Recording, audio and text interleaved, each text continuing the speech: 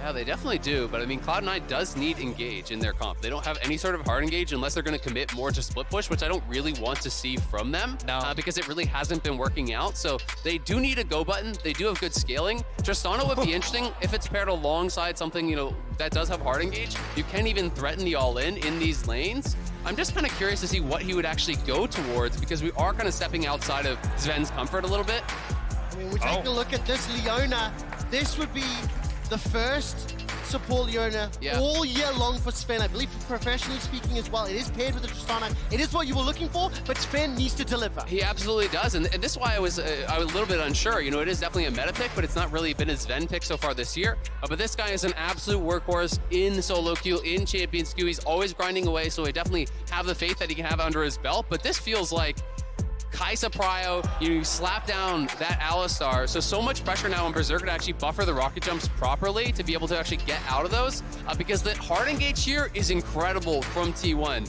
Alistar going in, Lissandra coming over the top, Kai'Sa ults in to follow up. Yeah, and you know, for that, the early and mid-game playmaking able to come out from them is huge. For the side of C9, I'm going to look at them to be able to play around the spot lane, allow Berserker to be able to get through laning phase just fine, hopefully set them up for advantages, and I mean, Fudge should be fine up in that 1v1 on top side. Now, New York City, you see the team compositions on your screen. Who here in the Hulu Theater thinks that T1 will win this game? No, Trevor. This is America. Who thinks C9 is going to take this game? I have literal goosebumps from the volume in this crowd, and we've said it several times. There are battling fandoms. There are fans of every region, every team spread throughout this theater. Cloud9 on the verge of a 0-3 first round robin, but based on everything we were hoping to see from their draft, I believe they've made those adaptations from the two previous games. Absolutely. You know, I do like what I'm seeing out of C9 a lot more. My biggest question is how Fudge will be able to hold up in that top lane. You know, going up against Zeus, one of the very best top laners in the entire world. And yes, Jackson scaled nicely into this matchup, but it does feel difficult in the early levels against that Aatrox. You know, if Zeus is actually hitting those tippers, the knockups with the Q, you can get chunked out of this lane pretty easily. Well, we're about to load up onto the Rift. My stats team has confirmed 100% first ever professional game for Sven on Leona, and he has a tough task ahead of him. Jensen staring down Faker. What will happen? I'm about to ... Can Jensen deliver on a tweet he made 6 years ago? I feel like Jensen has to deliver in this game, because one thing I'm looking at for C9 that's pretty favorable is they should have both Prio and Min and Bot, right? As you're going to push into Lissandra early. Berserker and Sven should be expected to on the bot lane as well.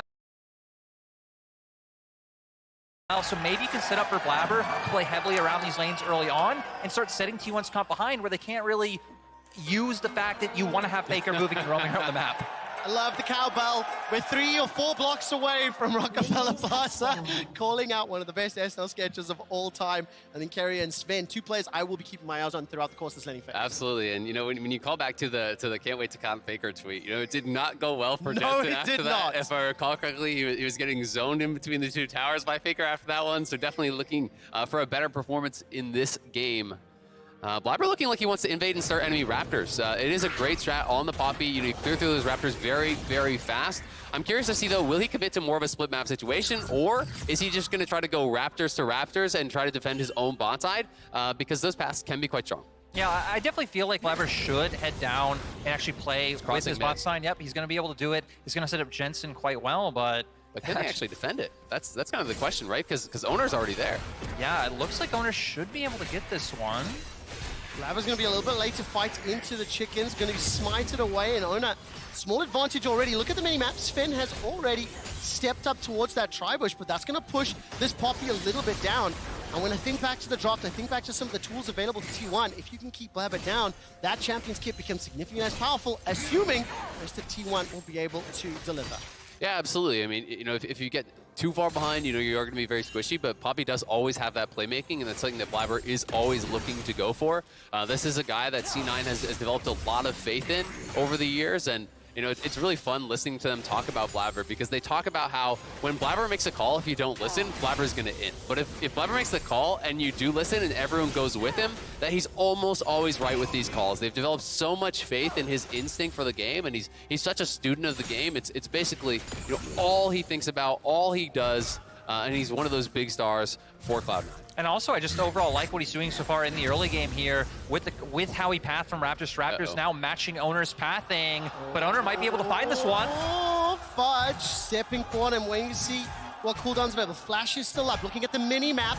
Blabber's making his way into Owner's jungle. That's a leap forward. The third Q gets the knock-up. Counter-Strike will channel the stun by some time. Flashes into the tri-push. Here comes Blabber. Leap across the ward. Fudge is out, but some misspelled blown. Successful game. Yeah, and Owner, I mean, looking for one of the plays that set T1 up for success in their season, right? All about playing around their top side. That's how they're able to beat EDG on day 1, too. But with Fudge able to get out, not able to get it. It's Grabber, baby. We're on the board. I completely forgot for a moment.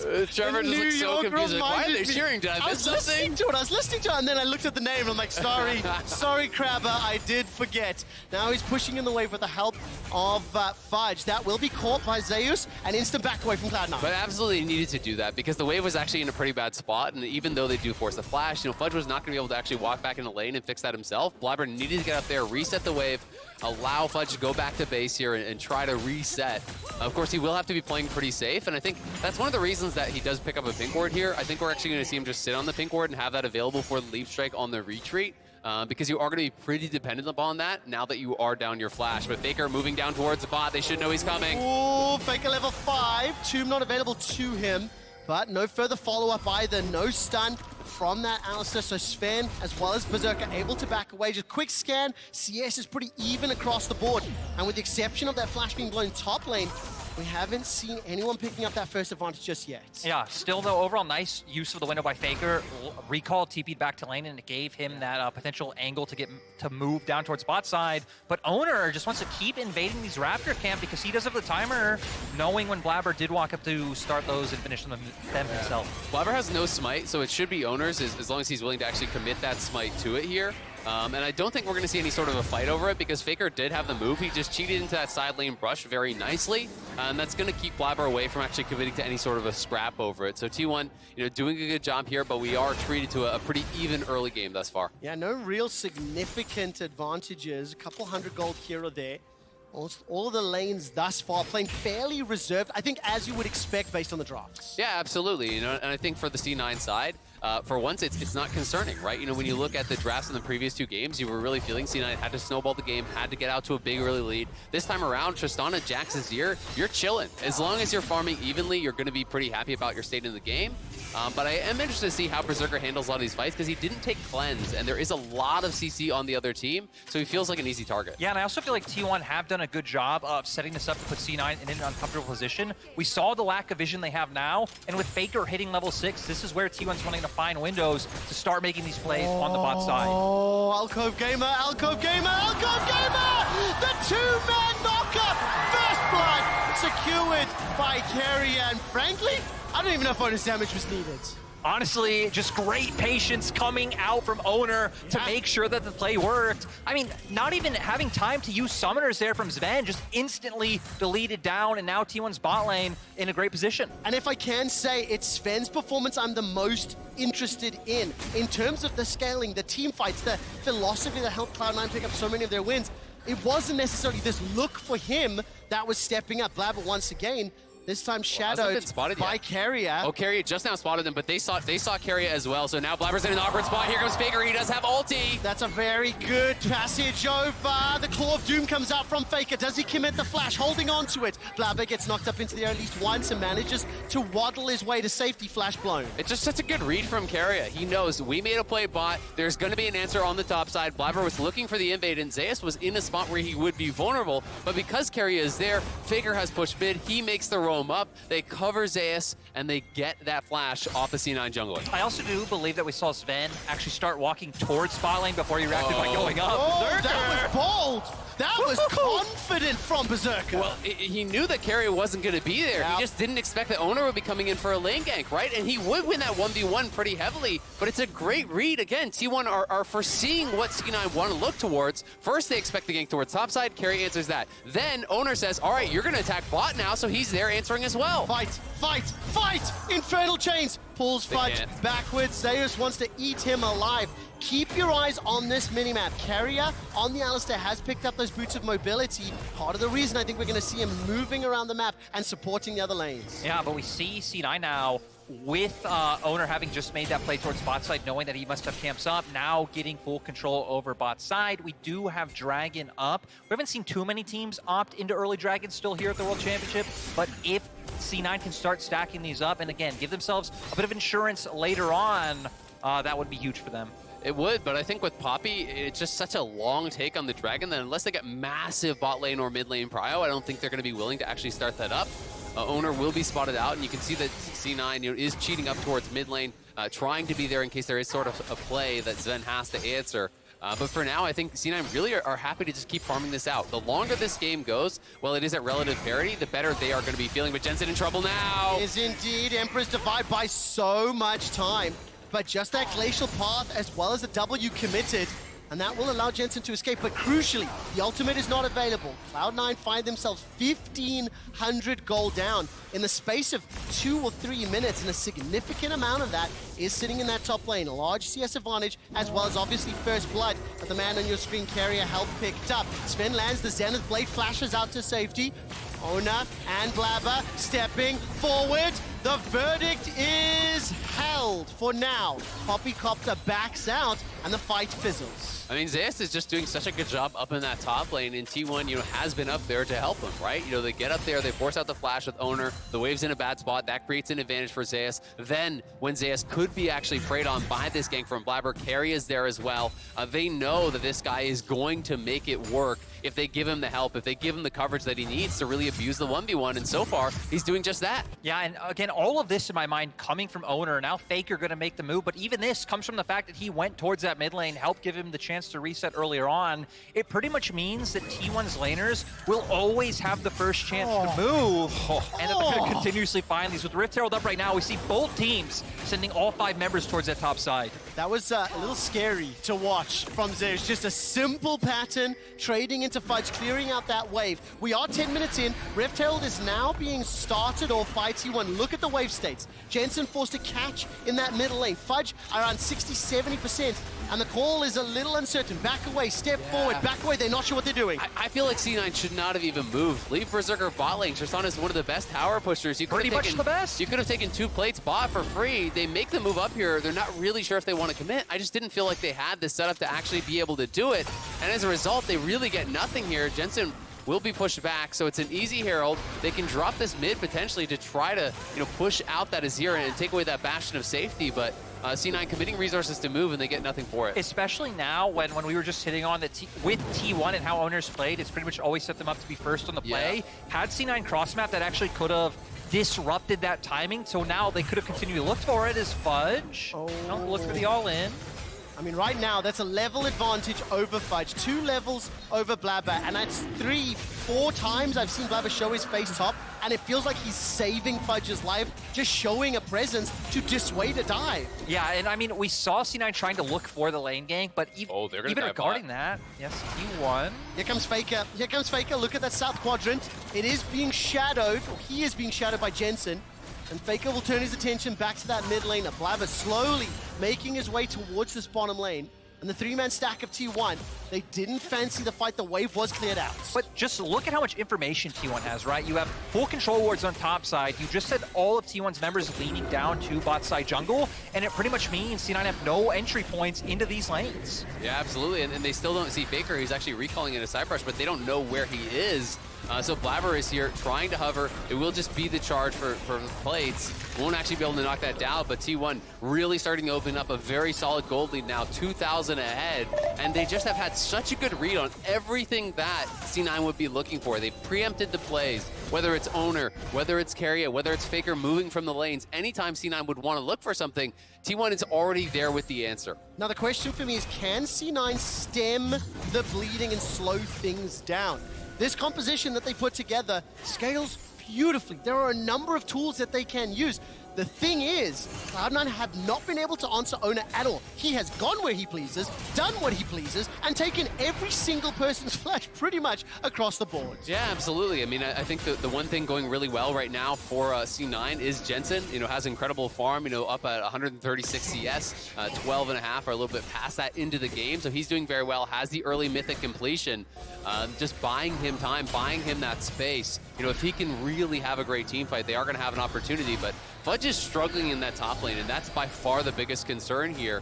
When you go into these carry versus carry matchups, you are skill checking these players, and Zeus is one of the hardest players in the world to do that against. I mean, definitely, right? Coming in, everyone had him and 369 as kind of the two top names of top laners coming into the tournament, and he has shown why so far. Still though, for C9, I like what they're doing right now. It's where if you at least have Sven and Blabber constantly hovering around mid lane and then matching what T1 wants to do, you can try and extend the game time as long as you aren't giving into those fights. Absolutely. The only problem is, it's only kind of like slowing them down, right? They're never actually getting anything from their moves. So Sven and Blabber are committing so much time, and you touched on this earlier, Trevor, you're committing a lot of time to only save your top laner for a second. And then as soon as they back away, Zeus is bullying Fudge again, right? And that's the biggest issue here. Carrier is playing on the side. Berserker knows they could be around, so he's going to back it up, and that means first tower very likely going the way of T1. And Azael, I love the proactivity of T1. It has been led by Owner's jungle invades time and time again for 12 minutes. Tower first blood secured now at 14 minutes. The gold lead over 3,000. There's been a Mythics advantage on the side of T1 for a while, but it does feel to me like their focus around slowing Blabber down in the early stages, invading the jungle, putting them behind, and look at this itemization difference. Thrift store shopping for Berserker into Kraken Slayer, and nearly second item completed. And I think this is exactly when T1's comp really hits their stride, right? I mean, Lissandra Viego, we've seen this combo so many times before. One item, so much burst able to come out, the lockdowns there, and then the resets coming out for both champions. So even though C9 can slow them down, definitely going to have to start trying to find those opportunities across map. Now, I will say, exactly as we talked a little bit about, Jensen on this Azir, he is up 25 CS. I think some of that movement from Faker has allowed Jensen to make sure in this matchup he has that small advantage. But this also puts a lot of pressure on C9's mid lane. And those Emperor's divides have to be crucial. Get rid of either Aatrox or Viego. Buy time to focus down the Lissandra or the Kai'Sa, because don't forget how easy it is to start fights, and Fudge is going to get destroyed. His heart is broken. The second kill for T1, and it lands in the hands of Owner. And it just keeps going to show how well Owner is doing so far in this matchup. He really has been the standout, bringing T1 this victory. Now they're going to get another turret down. Gold lead extends even further. 5K in 15 minutes. I mean, it's all out of control now. They've got to find some sort of a pick. We'll see if they can find Zeus here. The recall just finished. The solar flare missed. The pin against the wall. Zeus is going to flash for safety, and Berserker gets the kill. The LCS and Cloud9 get one, but maybe at the cost of 1.5 or 2 turrets. Yeah, it's at the cost of so much more. You rotate your 5 members top to get a pick, but you're losing the mid tower. You're losing the bot tier 2, or at least it's getting very, very low. And this top gap has just become an absolute canyon. C9 are having to spend so many resources trying to keep Fudge in the game, but honestly, it's costing them the rest of the map, because every time they send people up there to try to help out Fudge, they're losing their jungle camps on bot side. They're losing towers everywhere else. And it's becoming a very, very difficult game to see Cloud9 clawing their way back into. And sadly, it goes to what we set up coming out of draft, right? The fact that Fudge has leaned heavily on things like the Fiora in the previous 2 games, now playing the Jax. Honestly, maybe looking forward for C9, especially when you are in a group with people like Zeus coming in. You're going to have to lean on some weak side top laners and try and make it through these laning phases. I mean, talking a little bit about the group, T1, Cloud9, Fnatic, they've got so much history. I mean, throw ETG in there as well. At all time, Cloud9 have played T1 4 times previously. They are 0-4 against the organization. This is the 5th time they are facing off. And this is a incredibly precarious position. Now, obviously the game has been dictated and controlled by T1 significantly. We are playing for Cloud Rift right now. And for Cloud9, again, the same thing we said 10 minutes ago remains true. You need to slow down the pace of the game. Stop letting them get ahead. A second teleport's being channeled. Faker's making his way in. Blabber and Spin about to arrive. So far, 2 for 2. The Ring of Frost may cost Faker his life. He goes golden. Gumayushi is going to be backed up by Carrier. The Killer Instinct. That's 1. That's 2. Jensen pump for a triple. Guma gets a quadra.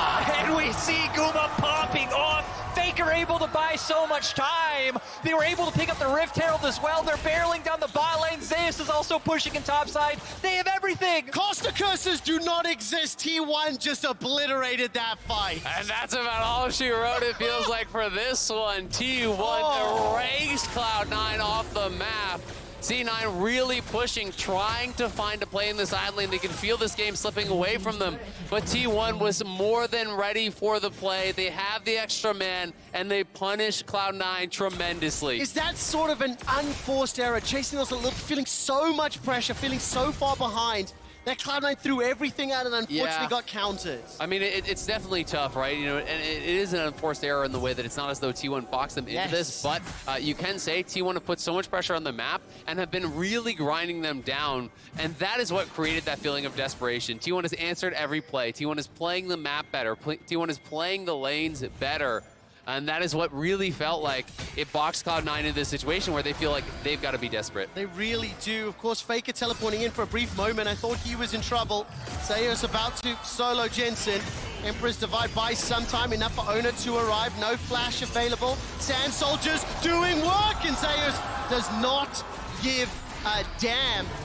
The help of Owner sets that one up. I just briefly want to highlight, this is Faker's 100th game at the World Championship. Do you know how many he's won out of the 99 before? 71 of them. I was going to say, not too surprising for one of the most dominant player in League of Legends history. I mean, it's just so incredible. To put that into context, you know, it's like almost 3/4 of his games against the absolute best players in the world. It's truly astounding, and to do it for as long as he has is amazing. Desperation time for Cloud9. They do find him knocking the wall, but Faker still has ult, he has flash, he has exhaust, he's in no trouble. Self-casted, Glacial Path over. The man has ice in his veins, as everyone knows. Looking to make it a 70-second win. It's 8,000 gold up, 2 dragons, 5 towers to 0. And Cloud9 are being bullied and pushed around the map. If you're just tuning in, I think a lot of credit to Owner in the early game. I think he really dictated the pace. Cloud9 never get a chance to start anything because Owner was in their face. He was everywhere, but even after he got that first timing, going back to something that Azale was talking about earlier of choking them out, I really liked how they constantly would dedicate 3 or 4 members maybe down to bot, but have a majority of their vision up towards top side. It actually really did a great job of making it so hard for any cross-map plays to come out from C9 before they fell into such a gold deficit. Well, to me, in so many of these games, you know, team play has been the name of the game. It's about how they, you know, facilitate each other, right? How they actually work together as a squad, how they're covering for each other's players every single time. They're one step ahead, right? You know, Carrier reading and covering the gank on top, and then Owner knowing Carrier needs coverage on bot for Gumayushi, so he's already there as soon as Berserker tries to go aggressive. And T1 has just done such a great job, and now 20 minutes in, they're just starting the Baron. They want to get this one over with. Oh man, this is going so low. This is done. This is finished. They're going to finally burst it out, and C9 never get a chance to engage. The Solar Flare was held. They're down nearly 10. They are down 10,000 gold. Fudge gets chunked just a little. Glacial Path goes in. Insta-stun against the wall. Emperor's Divide as the Keeper's Verdict. Can Cloud9 win the fight? Berserker! Baron was secured. The stun doesn't land. Zeus escapes for now. The Buster Shot buys more time. Cloud9 are still alive, but not for long. Not enough. And they were smacked by T1's wallets. Look at the health bars from T1 dancing in and out of the fight so incredibly well. Berserker could never get the reset. The T1 team fighting just incredible. Nearly a 12,000 gold. What? Guma absolutely popping off. Killer Instinct goes in, Q comes out, and Berserker just stood no chance. What a phenomenal fight. I feel heartbroken for Cloud9.